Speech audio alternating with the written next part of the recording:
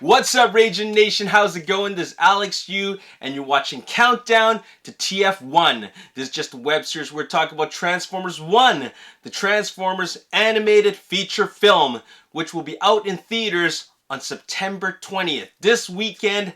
And today is Tuesday, September 17th, and actually, a lot of people are already watching it on September 19th, if you're lucky enough to have your theaters show it a day early. I, on the other hand, have watched it an advanced screening back in September 5th, which was a little bit around 2 weeks ago. And we weren't really allowed to talk about it. We were allowed to give our initial reactions with no spoilers. But on September 12th, the review embargo was lifted and we could finally do a review for it. You've seen the scores on Rotten Tomatoes. It's right up there. A lot of really fantastic reviews, and I myself will share the same enthusiasm. This film absolutely rocks. I will tell you flat out, straight out, just usually you wait till the end of the movie, end of the review before I give you a score. I'm going to tell you the score right now. 9 out of 10. For me, it is a near perfect film. You know me. I enjoy the Michael Bay films. They are a guilty pleasure of mine, but as the films progressed, I just felt that they got worse and worse and worse. And then came Bumblebee and Rise of the Beast, and I thought that, hey, there's actually some new life injected to this franchise, and it's going in the right direction. And then when I saw the trailer, the very first trailer for Transformers 1, honestly, I was a bit skeptical about it. I had mixed feelings. But as we saw more previews, more TV spots, and finally, when I watched this film, I gotta tell you, this film is really something special. This is a film that all fans, whether you're an old school G1 fan or someone just getting into Transformers or someone that really, really enjoys the Bay films, this is something for everybody. This film is absolutely awesome. It is a ride from beginning to end, and I'll be honest, the beginning part, the first half starts off a little bit clunky as it builds up towards a really spectacular climactic finale. But I think it's a really great build-up. I think a lot of people share the same thoughts about the first half, where it is a little bit slow and you're wondering where it's going. But when you watch the film as a whole, you'll see that all that build-up, it actually makes sense for what is to come later on. Because we all know, as Transformers fans, we know the fate of Orion Pax, and they're calling him D16, which is Megatron, which is actually an Easter egg, a callback to what Megatron is called in the Japanese Transformers toys, Destron 16, D16.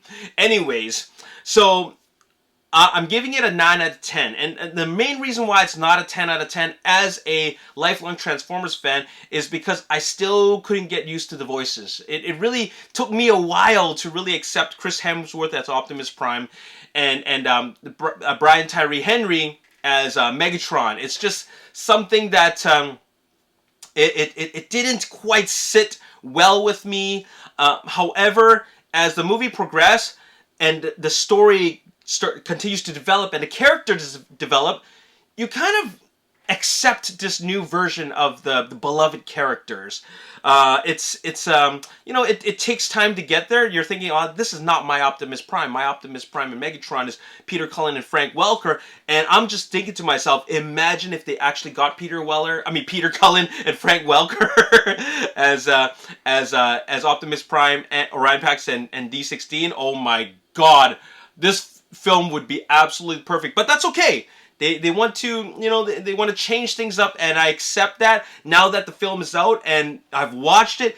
It is awesome, and I accept what they've done for these characters, including giving them different voice actors. So I'm okay with it.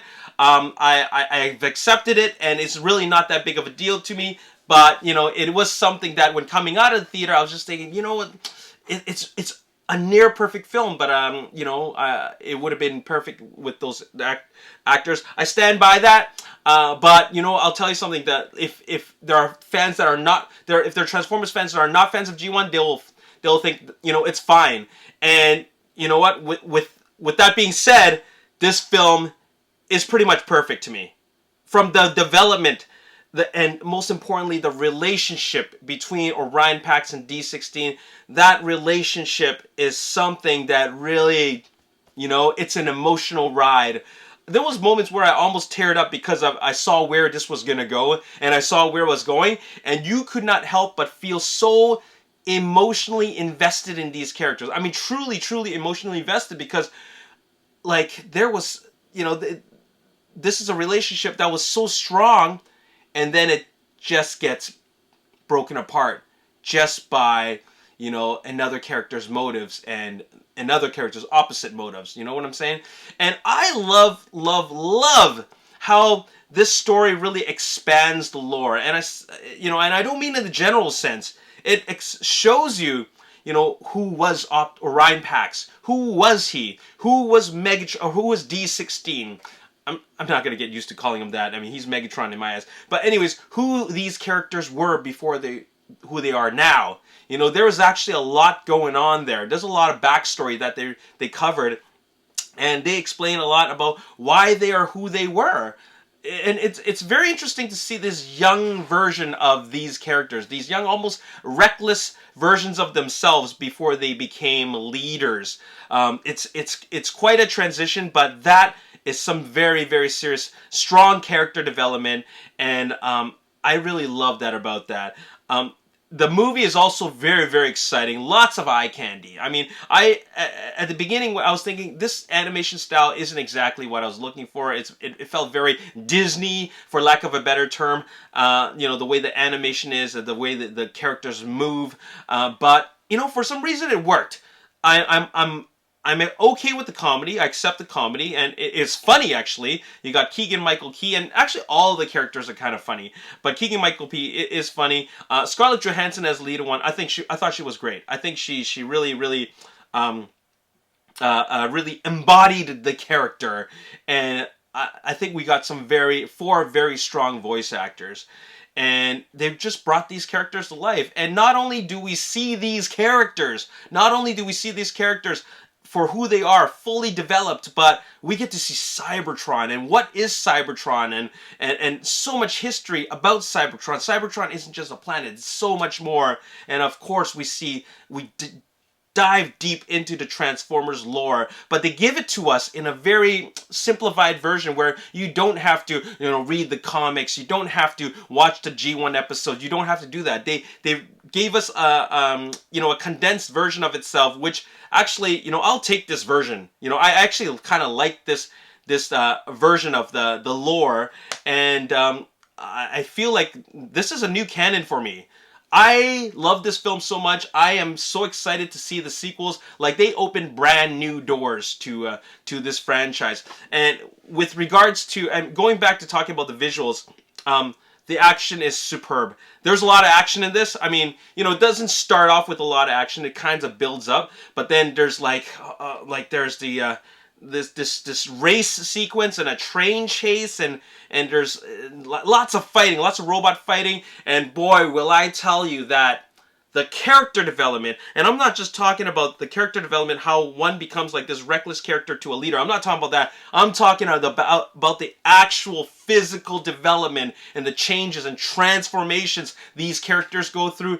It is so exciting, and you cannot help but go, oh, because that's how I felt when they start getting their ability to transform and really seeing these Transformers in action. When you see the Transformers actually transform and really hone their abilities and know how to use their abilities, it is such a, for a Transformers fan, it is very, very, very, very satisfying, because that's what we're here to see, right? It wasn't always, perfect at the beginning. They had to actually understand the skills and how to transform. And then when they do that, it is extremely satisfying, because that's what we're waiting for. We're waiting for these characters to become who they are as we know them.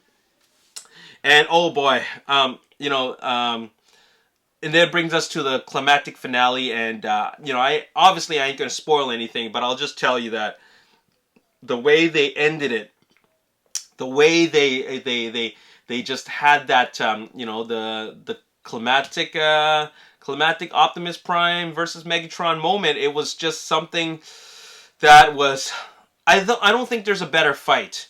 You know, I could go back to G1 episodes and watch those fights, and, you know, for me, the G1 episodes, seeing Optimus and Megatron fight, you know, I've seen that many times, and it's more about the moments that they share together, the screen time they share together, and the dialogue that they exchange for me in G1. But for this, I think this is one of the greatest Megatron Optimus Prime battles fight sequences I've ever seen. Besides the G1, you know, the 1986 movie, which was quite iconic, right? But this was really something else. I think that, you know, like I love the 1986 movie, but it felt like an action-packed, like, extended episode. That's what it felt like, and that's why people love it so much. All the characters just come together, right?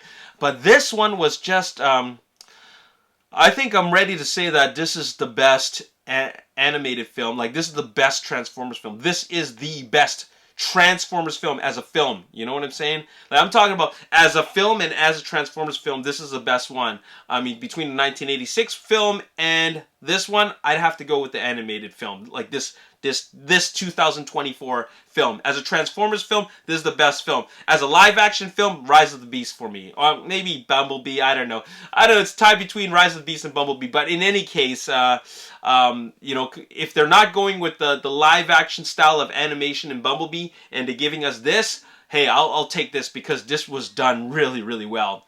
And I don't know what more I have to say about this. There's a lot of Easter eggs. You got to keep your eyes open when you're watching this film. Don't blink because you'll see, you'll miss a lot of cameos. There's a lot of cameos in this film. You'll see a lot of minor characters who aren't, you know, they're huge in G1 and in the Transformers lore, but they're tiny in this film, and because we will see more of them in the future films, and that's what makes this film so exciting and so such a great film for the fans, because you see those Easter eggs, you see all the I don't want to call it fan service because they're not just putting it there for the sake of putting it there. These characters and these Easter eggs will mean something later on, so that's why I think this film is so perfect, the way they did it.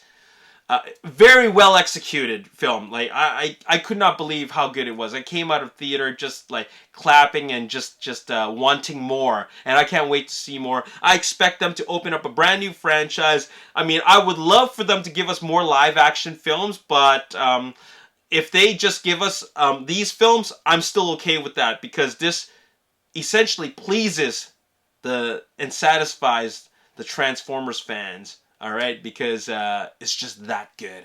But please do give us some live action films. I think we still need a little. We need our fix. In any case, this is still the best Transformers film out there.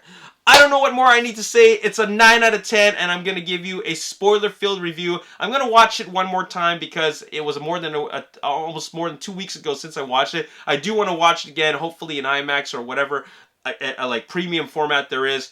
And I can't wait to give you my spoiler-filled review of this film, because we still got a lot to talk about, alright? Anyway, stay tuned for more episodes. That's all I gotta say in this review. Hope you guys enjoyed it, and go support this film. Seriously, I'm reading some comments where there's some Transformers snobs out there. They say, I don't want to watch this movie. I'm not going to support it, whatever. You know what? Change your mind about this. If you are a G1 fan, go support this film, because this is your new G1, okay? This is something special. Okay, my name is Alex Yu. Thanks for watching. I'll see you next time. Peace.